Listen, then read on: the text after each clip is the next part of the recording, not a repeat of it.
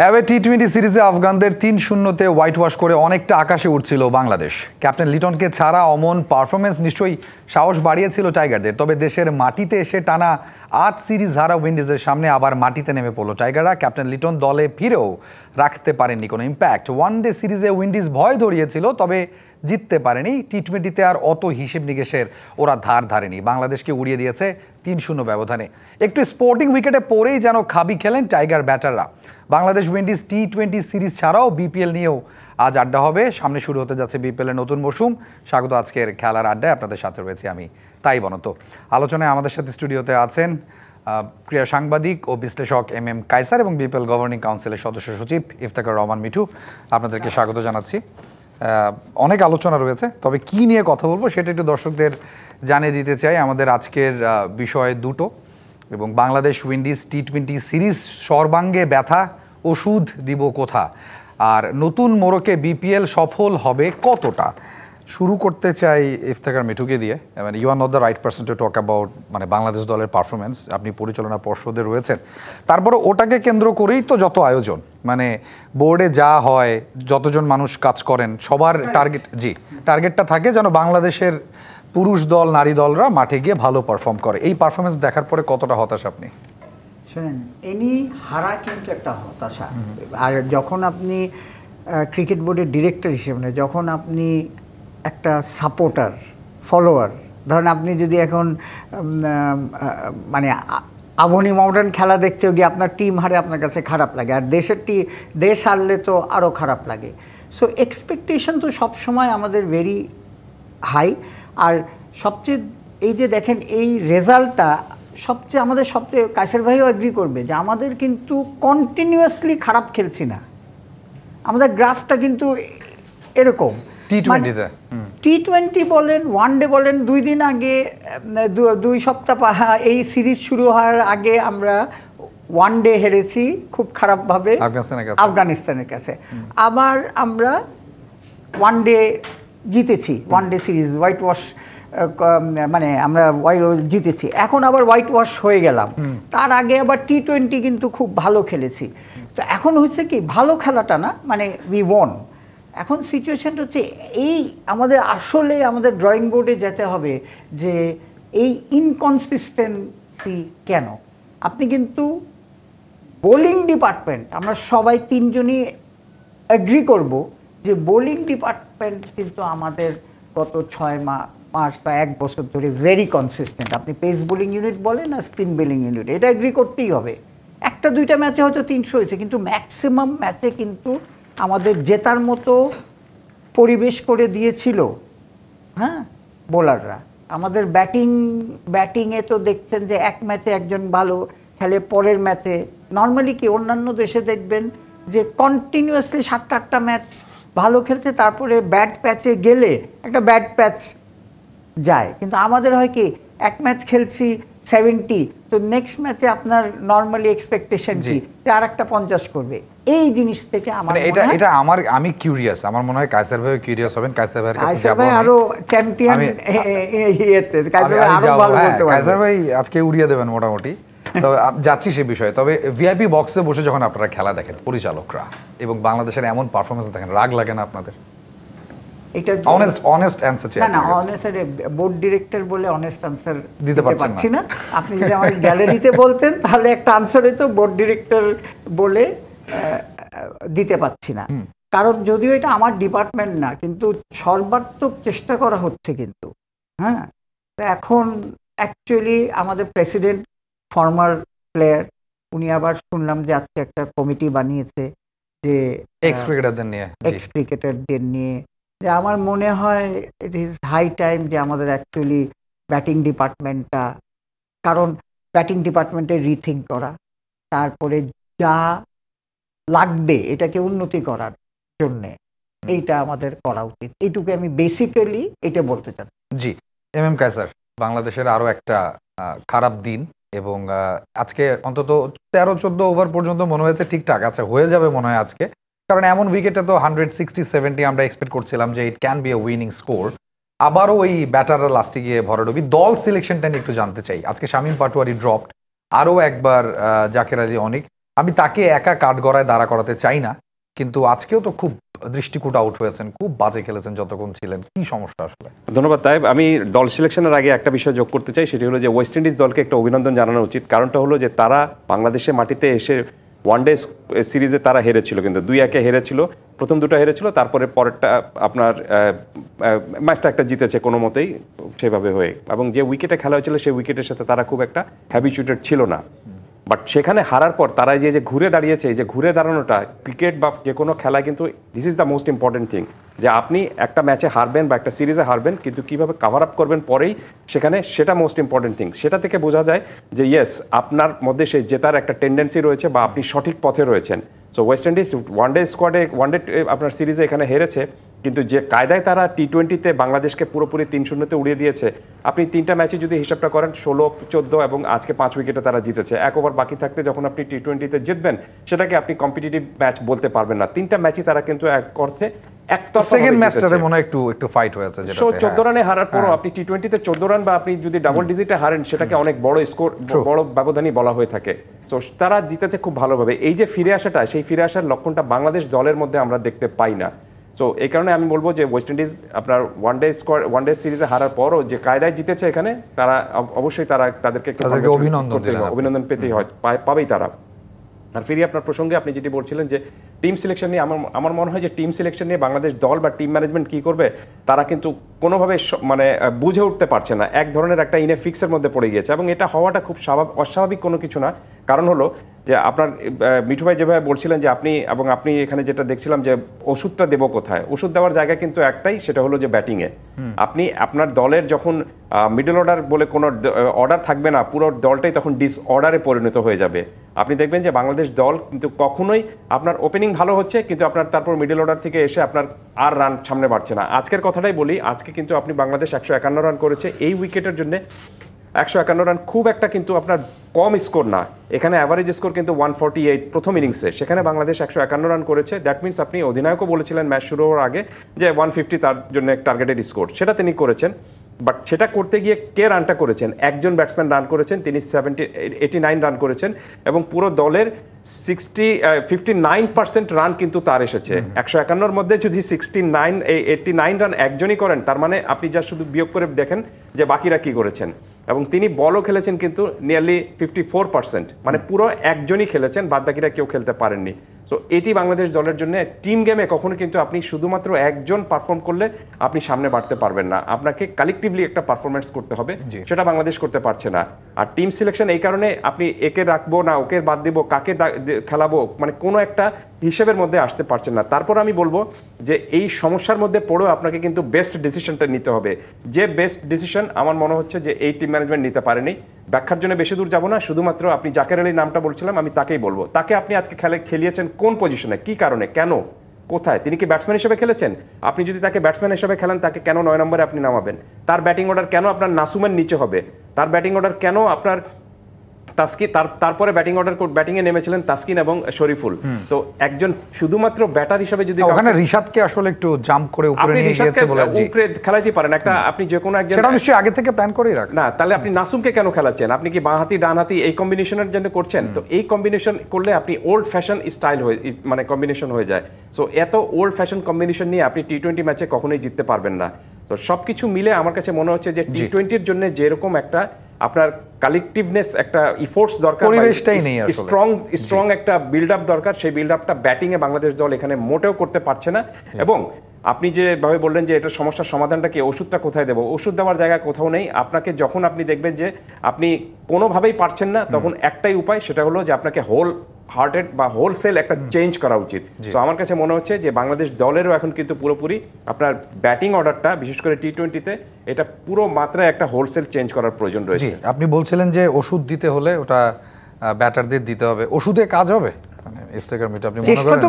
সব ওষুধে কাজ হয় না, কিন্তু না, চেষ্টা তো করতে হবে, যেটা কাসের ভাই খুব সুন্দর করে এক্সপ্লেন করলো, যেটা আমিও একই কথা বলছি যে দেখেন, এরকম হয়তো যে আপনি এই যে 89 করেছে, আমরা কি এক্সপেক্ট করবো নেক্সট 5 ম্যাচে 50-এর উপর অনেক করবো, যেটা অন্য টিমের দেখি, হয়তো আমরা এটা দেখবো না, আমাদের বিগেস্ট প্রবলেম হচ্ছে যে এটা ঠিক আছে, সব দিন সবাই খেলে না, কিন্তু আজকে যদি 89-এর সাথে একটা 50 হতো কায়সার ভাই, আপনি তাহলে এইটাই চেহারা চেঞ্জ হয়ে যেত, এটাই চেহারা চেঞ্জ হয়ে যেত।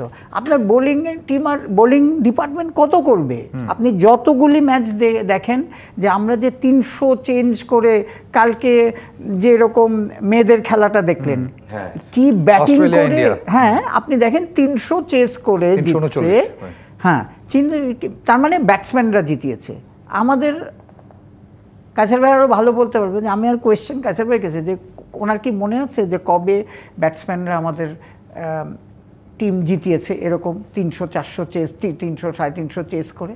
সব সময় আমাদের বোলিং ডিপার্টমেন্ট আপনার হয়তো 230-40-এ ওয়ানডেতে আটকে দিয়েছে কাউকে, আমরা কোনো মতে ব্যাটিং করে গেছি, বা 120-30-এ করেছি, আটকে দিয়েছি অন্য টিমকে, আমরা ওইটুকু অ্যাচিভ করতে পেরেছি। সুতরাং আমাদের অ্যাকচুয়ালি যে ওষুধ, মানে শুধু ওষুধ, মানে ওষুধ অল্প ওষুধ হলে হবে না, অনেক ওষুধ লাগবে এটাকে ঠিক করতে। আপনার অনেকেই, আমরা তো সারাক্ষণই ক্রিকেট নিয়ে কথা বলি, এমএম কাসের সাথে প্রায় দেখা হয়, আমরা এগুলো নিয়েই কথা বলি। ব্যাটারদের মেন্টালিটি নিয়ে, তাদের মানসিকতা নিয়ে, তাদের অ্যাপ্রোচ নিয়ে কোয়েশ্চেন থাকে, স্কিল নিয়েও কোয়েশ্চেন থাকে, সেটা তো জাকির আলী অনেককে নিয়ে আমরা প্রশ্ন করি। বাট এই যে মেন্টালিটি গ্রোটা, এটা আসলে কিভাবে পসিবল? আপনি কাছ থেকে প্লেয়ারদের দেখেন, আপনি বুঝতে পারবেন আরও ভালো। শুনেন, এটা মেন্টালিটি আজকে আমাদের সবচেয়ে বড় আপনার প্রমাণ হচ্ছে মুশফিকুর রহমান। হ্যাঁ, আপনি দেখেন, সবাই আমরা জানি ও ইন্ডিভিজুয়ালি বাংলাদেশে এরকম সিরিয়াস প্র্যাকটিস, মানে আপনি তো টিমের সাথে করছেন, আপনার উইকনেস কিন্তু আপনাকে ইমপ্রুভ করতে হবে। আমি যদি ধরেন খালি লেগ স্টাম্পে খেলি, আজকালকার দুনিয়ায় যেটা হয়েছে, ধরেন কায়সার ভাই যেরকম অ্যানালাইসিস করছে টিভিতে দেখে সব অ্যাঙ্গেল করে, এটা কিন্তু কায়সার ভাই যখন শুরু করছিল তখন কি সম্ভব ছিল? এখন হয়েছে কি, আপনি যেখানে উইকনেস থাকবে, হ্যাঁ, সেটা কিন্তু খুব সহসাই অ্যানালাইসিস করে বার করে ফেলবে। তা আপনি যদি লেগ সাইডে শুধু খেলেন তো আপনাকে আউটসাইড অফ স্টাম্প বল করবেই। হ্যাঁ, আর আপনি যদি অফ স্টাম্পে খালি করেন তাহলে আপনাকে মিডল অ্যান্ড লেগ করবেই। সো এখন হচ্ছে আপনি যখন ইন্টারন্যাশনাল ব্যাটসম্যান হবেন, এটা কিন্তু আমি মনে করি অ্যাজ এ ফর্মার ক্রিকেটার যে আমার ইমপ্রুভ আমার করতে হবে, আমি কার কথা চিন্তা করে তো লাভ নেই, আমিও তো ভিডিও দেখছি। সো সুতরাং আমার নিজের ইচ্ছাটা থাকতে হবে এবং নিজে প্র্যাকটিস করে এটা ইমপ্রুভ করতে হবে। কোচ কিন্তু আপনাকে গুলিয়ে খাওয়াই দিতে, কিন্তু গিয়ে খেলে দিতে পারবে না। আমি এই প্রশ্নটা ইফতেখার মিঠুকে করতে চাই না, আমি ওনাকে বিব্রত করতে চাই না, আপনার কাছে আসলে জানতে চাই। সোশ্যাল মিডিয়াতে অনেক আলোচনা হচ্ছে, অনেক যারা কন্টেন্ট বানান ক্রিকেট নিয়ে, এবং যারা বানাচ্ছেন তারা একসময় সাংবাদিকতা করেছেন, এখন শুধু কন্টেন্ট নিয়েই কাজ করেন। সো তাদের কথাও যে আমরা ফেলে দেবো ইউটিউবার বলে তা নয়। সো তারা বলছেন যে সালাউদ্দিনের কারণে জাকির আলী অনেক টিমে সুযোগ পেয়েই যাচ্ছেন। আপনি বিষয়টাকে কিভাবে দেখেন? না, আমি কালেকটিভ গেমে কখনোই ইন্ডিভিজুয়াল কাউকে দায়ী করব না, বা কোনো একজনের জন্য পুরো টিমটা যে খারাপ করছে বা পুরো টিমটা যে আপনার অন্য ধরনের সমস্যা পড়ছে তাও কিন্তু না। আপনি যদি হিসাব করে দেখেন, পুরো দলটাই কিন্তু আপনার ভালো শেপে নেই বা পজিশনে নেই। আর শুধুমাত্র যে সালাউদ্দিনের কারণে জাকির আলী অনেক বারবার সুযোগটা পাচ্ছেন, আমার মনে হয় এই চাই সালাউদ্দিনের একটা জবাব দেওয়ার সুযোগটা সময়টা চলে এসেছে। তা তিনি নিশ্চিতভাবে, আমার মনে হয় যে এখন তার এই অভিযোগটা বারবার যেহেতু উঠছে, তিনি একটা প্রেস কনফারেন্স করে অথবা আপনি সংবাদ সম্মেলন ম্যাচ শেষে এসে এই বিষয়টার একটা ফয়সলা তিনি করতে পারেন, যে শুধুমাত্র একজন লোক বা একজন টিম ম্যানেজমেন্টের কেউ একজন কিন্তু আপনি টোটাল ডিসিশনটা নিতে পারে না। এখানে আপনার কিন্তু ভাইস ক্যাপ্টেন রয়েছেন, ক্যাপ্টেন রয়েছেন, হেড কোচ রয়েছেন, ব্যাটিং কোচ রয়েছেন, ফিল্ডিং কোচ রয়েছেন, তারা সবাই ভাইস ক্যাপ্টেন নাই, আবার আমাদের কোনো ভাইস ক্যাপ্টেন, সেটাই আর কি, আমাদের ভাইস ক্যাপ্টেন হঠাৎ করে তৈরি হয়ে যায়। আপনি দেখবেন যে এই যে প্রবলেমে আমরা কিন্তু পড়েছিলাম আফগানিস্তানের সাথে খেলতে গিয়ে, সেখানে লিটন দাস যখন ইনজুরিতে পড়েছেন তখন আমাদের ক্যাপ্টেন খুঁজে পাওয়া যাচ্ছে না, জাকির আলী অনেককে আমরা ক্যাপ্টেন করতে বাধ্য হয়েছিলাম। কারণ এই আমার মনে হয় যে এটা যেহেতু এখন আমরা বোর্ড পরিচালক এখানে পেয়েছি, এই প্রবলেমগুলো যেন পরবর্তীতে না হয় সেই বিষয়টা তারা একটু ডায়াগনোসিস করবেন। আর যেটা আপনি বলছিলেন যে শুধুমাত্র একজন দুজনের জন্য আপনি পুরো দলটা যে খারাপ করছে তা না, হ্যাঁ একজন দুজনের পারফরমেন্সটা একটু বেশি খারাপ চোখে পড়ছে, তাতে কোনো সন্দেহ নেই, কিন্তু আর কোনো একজনকে দলে অন্তর্ভুক্ত করার জন্য শুধুমাত্র যে ব্যাটিং কোচ দায় নেবেন তা কিন্তু না। বরঞ্চ আমি মনে করি যে এভাবে না চিন্তা করে ব্যাটিং কোচকে জিজ্ঞেস করা উচিত যে পুরো দলের এই যে ব্যাটিংয়ের এই হাল, এটা কেন এরকম হচ্ছে।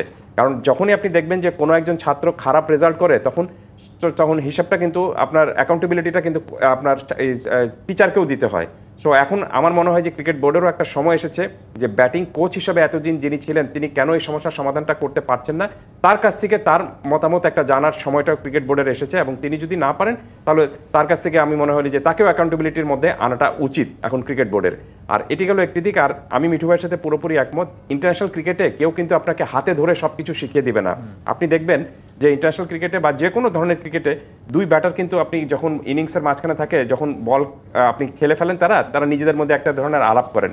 এর মানে এটা না যে একজন আরেকজনকে শিখিয়ে দিচ্ছেন, তারা কিন্তু আপনার নিজেদের মধ্যে সাহসটুকু বাড়ান, এবং সেখানে যে কৌশল খুব বেশি একজন আরেকজনকে জানিয়ে দেন তা কিন্তু না।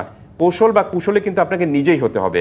This is your place, this is your problem, you have to solve it. এবং সেটা যদি আপনি না করতে পারেন তাহলে আপনি এখানে টিকতে পারবেন না। ইন্টারন্যাশনাল ক্রিকেট খুবই মানে আপনার হাততালি পাওয়ার জায়গা, এবং সেই সঙ্গে কিন্তু খুবই ক্রুয়েল জায়গাও। নইলে আমি জাস্ট শুধু এটার ব্যাখ্যায় একটা উদাহরণই দেব, নইলে আপনি এই জাকির আলী আজকে বাংলাদেশের মাটিতে খেলছেন, মাঠে তিনি যখন নামছেন একটা বলও খেলেন নেই, তখন আপনি গ্যালারি থেকে ভুয়া ভুয়া বলে চিৎকার উঠছে। আমি বলছি না যে এটা খুব ভালো কাজ, এটা কোনো মতে এটা হওয়া উচিত না, কিন্তু দর্শকরা এত বেশি ডিসঅ্যাপয়েন্টেড হয়ে গিয়েছেন যে তারা নিজ দেশে নিজ মাটিতে নিজ দর্শক খেলোয়াড়কে আপনার সমালোচনা এরকমভাবে করছেন, যেটা করা উচিত না। আমি সবসময় একটা জিনিস বিশ্বাস করি, সেটা হলো যে যখনই কোনো ক্রিকেটার বা কোনো খেলোয়াড় সমস্যায় পড়বে, তখন চারিদিক থেকে তার সমালোচনা না করে বরঞ্চ তার সমস্যাটা কোথায় সেটা যদি আপনি ডায়াগনোসিস করতে পারেন এবং তার পিঠে যদি আপনি সহানুভূতির হাত বুলাতে পারেন, তাহলে দেখবেন যে তিনি সেই সমস্যা থেকে বেরিয়ে আসতে পারবেন। কিন্তু সেটা না করে তাকে যদি উপর্যুপরি আপনি আরো বেশি আঘাত করতে থাকেন, মানসিকভাবে এমনিতে সে আরো বেশি পর্যদস্ত হয়ে যায়। তো সেটাই বলছিলেন যে নিজের তাগিদটাও তো থাকতে হবে, নিজেকেও তো বুঝতে হবে, নিজের জিজ্ঞেস করতে হবে। এখন সেই ক্রিকেটারদেরকে জিজ্ঞেস করতে হবে যে আপনার এই সমস্যা আপনি সমাধান করতে পারছেন না কেন। এটা আপনি এটার জন্য পেইড, আপনি এটার জন্য টাকা পাচ্ছেন, আপনি এটার জন্য সম্মান পাচ্ছেন, সবকিছু পাচ্ছেন। পুরো 18 কোটি মানুষের মধ্যে আপনি 11 জন ক্রিকেটার বাংলাদেশ দলে খেলছেন, ওই আর তো কেউ খেলছে না, তো আপনি আপনার দায়িত্বটুকু ঠিকমতো পালন করতে পারছেন কিনা, এই অ্যাকাউন্টেবিলিটিটাও আনা উচিত আমি মনে করি। আমার মনে হয় এই বিষয়টা গতকাল ক্রিকেট বোর্ড ফেস করেছে, ইফতেখার মিঠুও ফেস করেছেন।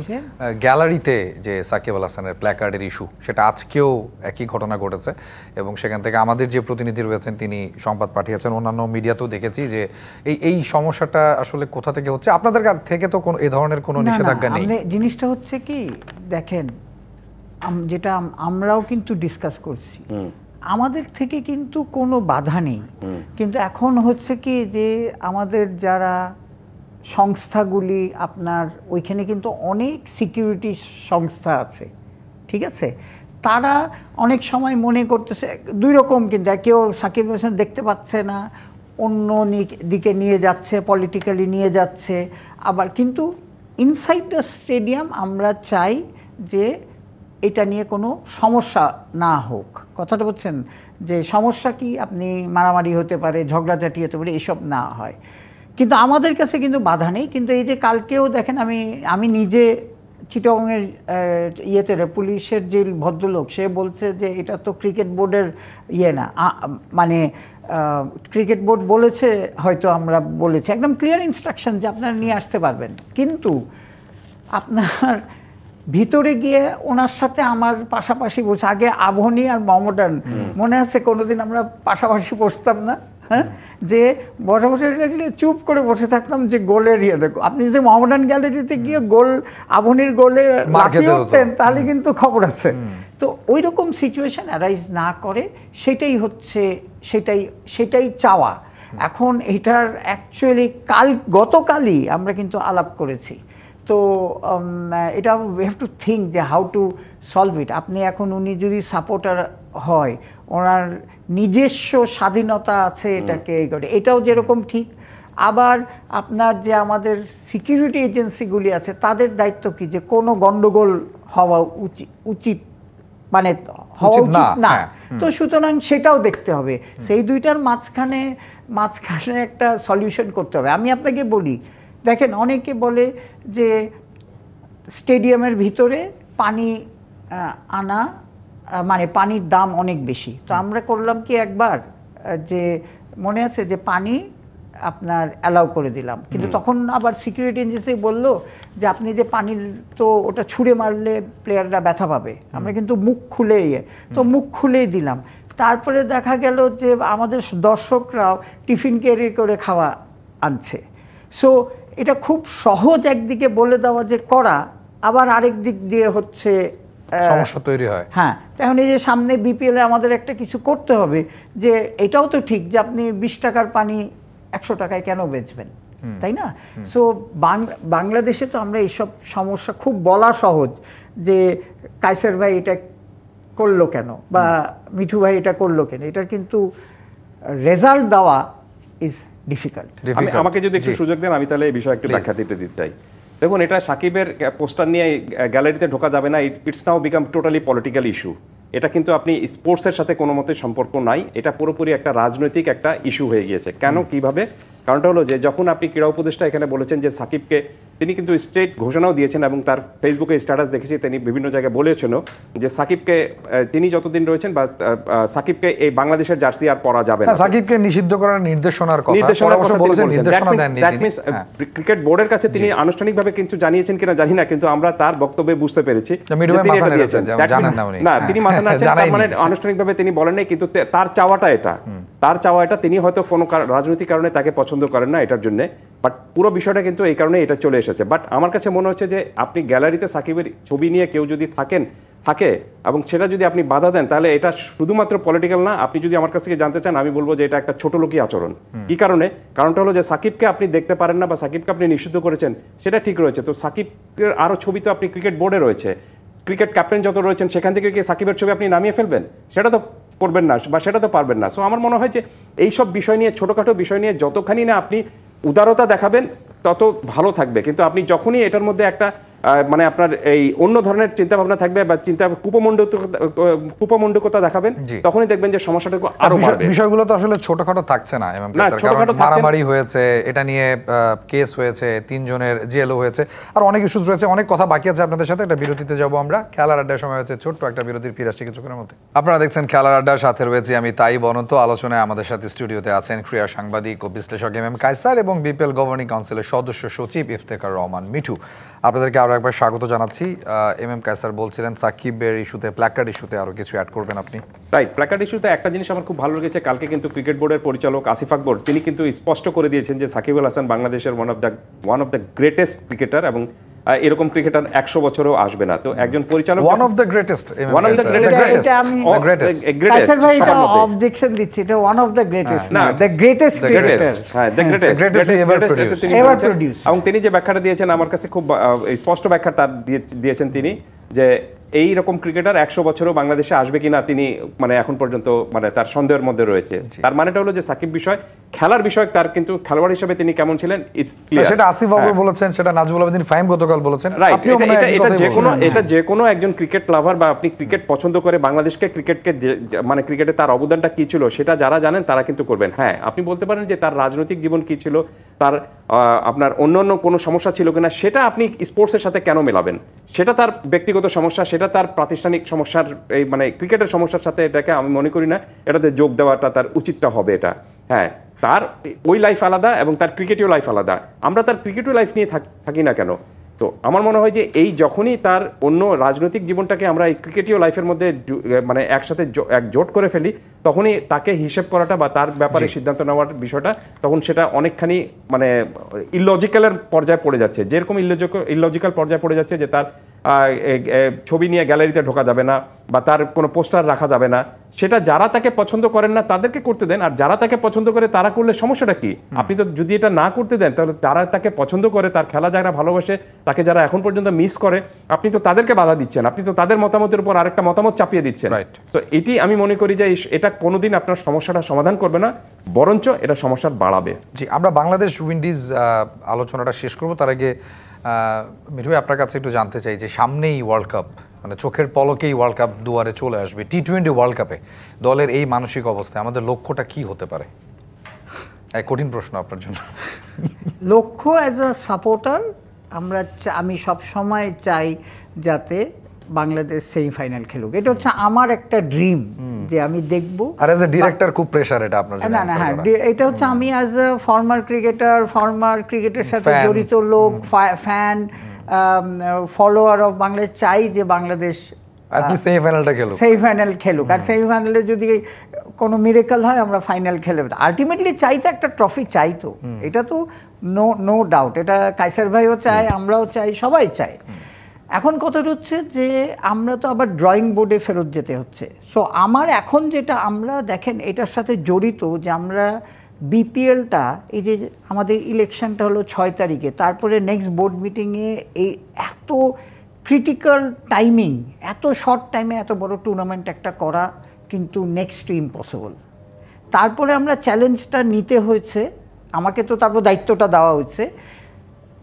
আমাদের প্রেসিডেন্ট সাহেবের একটাই কথা যে ওয়ার্ল্ড কাপের আগে এরকম যদি একটা প্র্যাকটিস সিচুয়েশনে ভালো প্লেয়ারগুলিকে ফর্মে ফেরত আনার জন্য এরকম একটা যদি টুর্নামেন্ট হয়, এটা কিন্তু অ্যাকচুয়ালি এফেক্টটা ভালো হবে। প্লাস অন্য প্লেয়াররাও নেওয়ার জন্যে সিলেক্টরদের, আপনি বিপিএলটা এর থেকে সরিয়ে নেন, আপনি ডিসেম্বর জানুয়ারিতে কোনো খেলা নাই, প্র্যাকটিস খালি করছে, কিন্তু ইমপ্রুভ করলো নাকি রান করলো নাকি প্রেসারে, এটা আপনি বুঝবেন কিভাবে?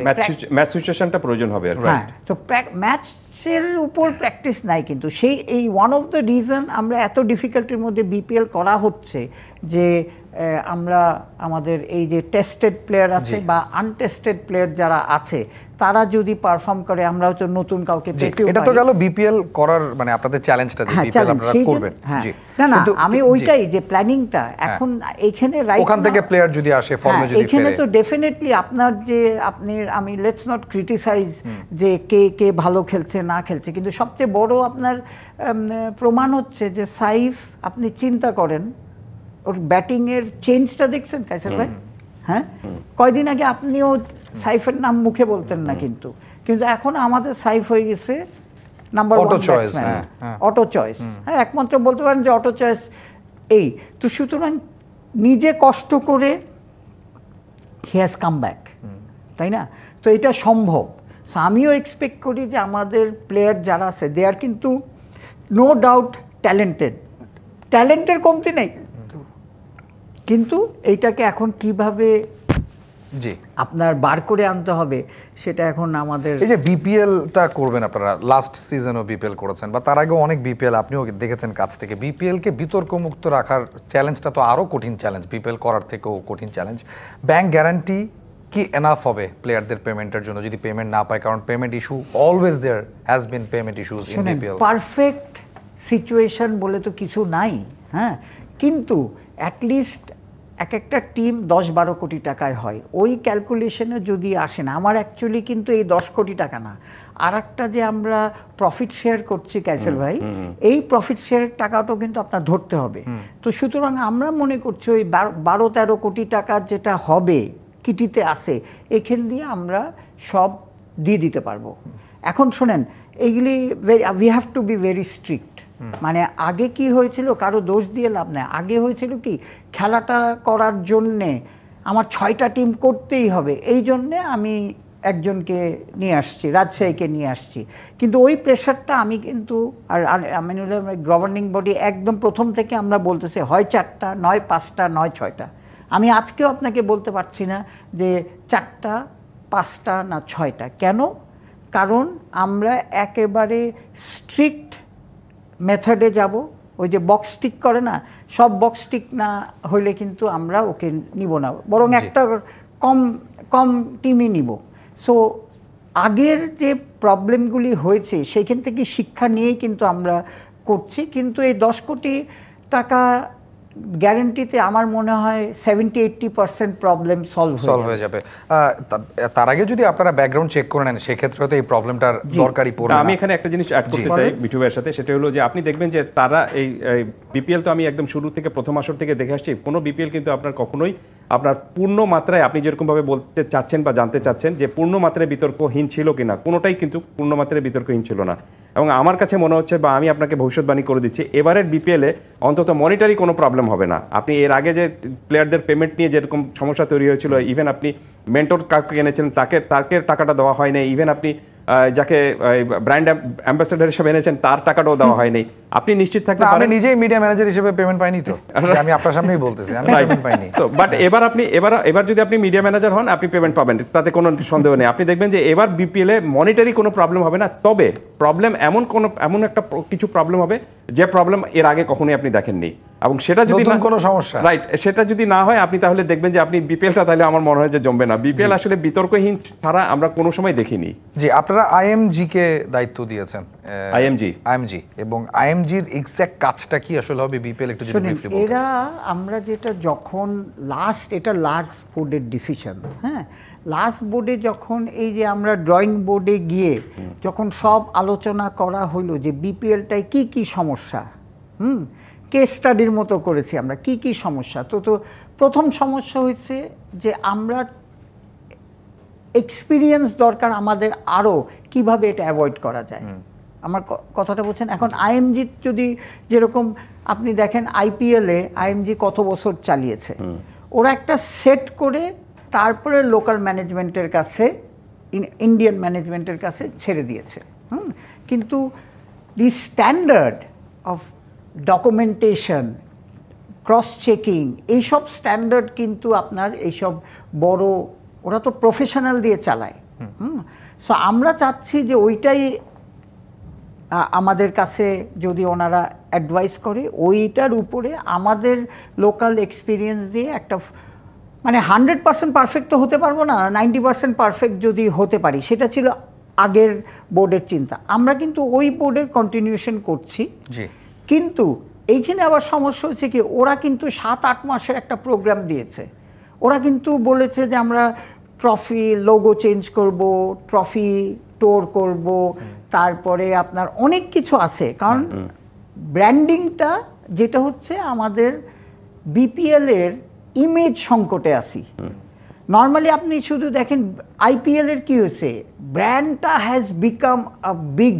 আপনি 7-8 মাসের কথা বলছেন, একদম ছোট্ট করে একটু জানতে চাই, এটা ব্রেকের সময় হয়ে গেছে, এই অল্প সময় এই আসরে তারা আছে আমাদের সাথে? হ্যাঁ আছে, ইন আ স্মলার স্কেল। কারণ আমি তো যেই পেমেন্টটা ওনারা 7-8 মাসে নিবে কায়সার ভাই, সেই পেমেন্টটা তো আমি দিচ্ছি না। সে এই 1 মাসে ওই সব পুরো কাজ করতেই পারবে না। তো সুতরাং আমরা যেটা করেছি, নতুন করে আমরা নতুন করে যেটার ডিসকাশনে আমরা করেছি যে 3 বছর আমরা নেক্সট ইয়ার থেকে 7 মাস ধরে 3 বছরে চেঞ্জেসটা বেশি দেখবেন নেক্সট সিজন থেকে একদম প্রফেশনাল রান। এই বছর আমাদের 2টা টার্গেট, একটা হচ্ছে অ্যান্টি কারাপশন, একটা হচ্ছে ফাইন্যান্সিয়াল।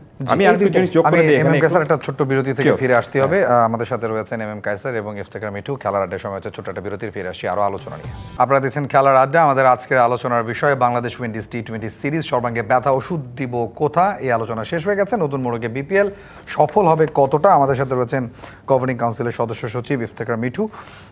এই যে স্বাধীন তদন্ত কমিশনের একটা রিপোর্ট নিয়ে আপনি গতকাল একটা স্টেটমেন্ট দিয়েছেন যে মানে আনটিল প্রুভেন গিলটি তাদেরকে আসলে খেলা থেকে বাইরে রাখা যাবে না। কিন্তু এটা নিয়ে যারা ক্রিকেট ফ্যান রয়েছে তাদের একটা আলোচনা হচ্ছে, যেহেতু নাম এসেছে কোথাও না কোথাও, তো মানে ঘটনা তো যেহেতু ঘটেছে, কোথাও না কোথাও তারা সম্পৃক্ত থাকতেই পারে। আরও একটা সুযোগ দিলে তো তারা আরও একবার ফিক্সিং বলেন, স্পট ফিক্সিং বলেন, এগুলো করার সুযোগ পাবে। ওটাও আপনারা ভেবেছেন কিনা যখন এই সিদ্ধান্ত নিয়েছেন? দেখেন, হ্যাঁ, এখন হচ্ছে কি ওদের রেড ক্যাটাগরিতে ফেলে দিতে হবে, আমার কথাটা বোঝেন।